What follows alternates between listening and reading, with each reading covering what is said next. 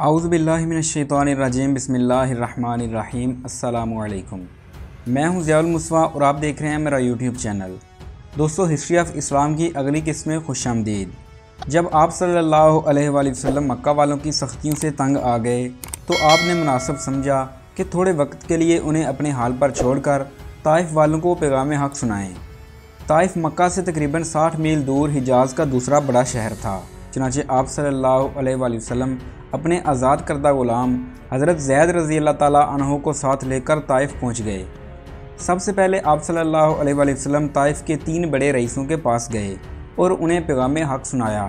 ان بدبختوں نے نہ صرف آپ کا پیغام ٹھکرا دیا بلکہ شہر کے گنڈوں کو بھی آپ کے پیچھے لگا دیا، اور ان اوباش گنڈوں نے آپ صلی اللہ علیہ وآلہ وسلم پر اس قدر پتھر پھینکے کہ آپ لہو لہان ہو کر زمین پر گر پڑے۔ آپ کے خادم حضرت زید رضی اللہ تعالیٰ عنہ آپ کو اٹھا کر ایک باغ میں لے گئے اور وہیں انہوں نے آپ کے زخم دھوئے۔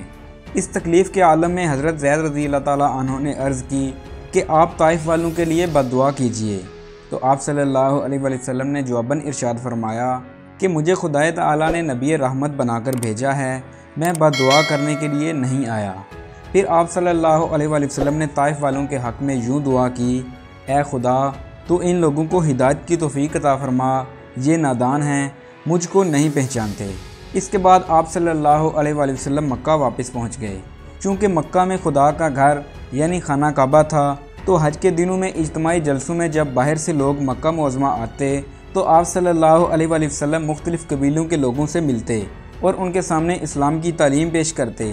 اس کا یہ اثر ہوا کہ مکہ مکرمہ کے باہر کے علاقوں میں اسلام کی صدا لوگوں کے کانوں میں پہنچ گئی۔ دوستو، جیسا کہ ہم پہلے ذکر کر چکے ہیں کہ قریش مکہ کی بڑھتی ہوئی سختیوں کے باعث مسلمانوں کے لیے آزادی سے اپنے سچے خدا کی عبادت کرنا بہت دشوار ہو گیا تھا۔ اس تنگی اور تکلیف کے عالم میں اللہ تعالیٰ نے مسلمانوں کے لیے ایک ایسی جائے پناہ پیدا کر دی جہاں وہ اسلامی اصولوں کے مطابق اجتماعی زندگی بسر کر سکتے تھے۔ ایک مرتبہ مدینے سے 6 آدمی حج کے لیے آئے اور آپ صلی اللہ علیہ وآلہ وسلم کا واعظ سن کر مسلمان ہو گئے۔ دوسرے سال یعنی 621 عیسوی میں 12 آدمی آئے۔ انہوں نے عقبہ کے مقام پر آپ صلی اللہ علیہ وآلہ وسلم سے ملاقات کی اور ایمان لے آئے۔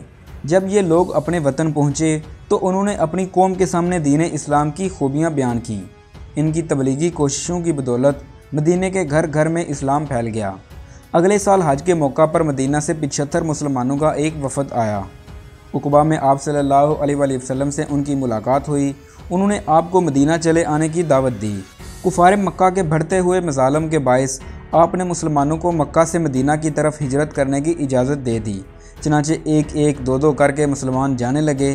اس پر کفار مکہ نے طیش میں آ کر یہ فیصلہ کیا کہ وہ معاذ اللہ آپ صلی اللہ علیہ وآلہ وسلم کو شہید کر دیں گے۔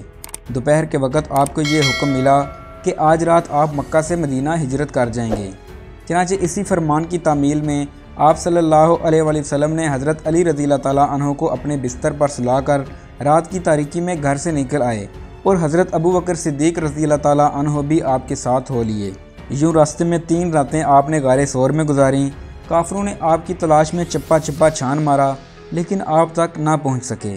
جب تعاقب کا خطرہ نہ رہا تو آپ غار ثور سے نکل کر مدینہ منورہ پہنچ گئے۔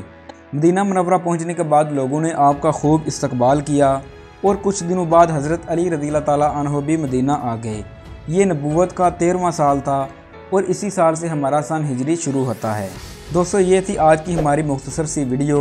اگلی ویڈیو میں ہم ہجرت مدینہ کے نتائج اور مکی دور میں دین حق کی کیفیت کا جائزہ لیں گے۔ اگر آپ حضرت رسول اکرم صلی اللہ علیہ وآلہ وسلم کی مکی زندگی اور کفار مکہ کی مخالفت کے اسباب جاننا چاہتے ہیں تو سامنے اسکرین پر ٹچ کیجئے۔ تو ملتے ہیں ایک نئی اسلامی انفارمیٹیو ویڈیو کے ساتھ، تب تک کے لیے اللہ حافظ۔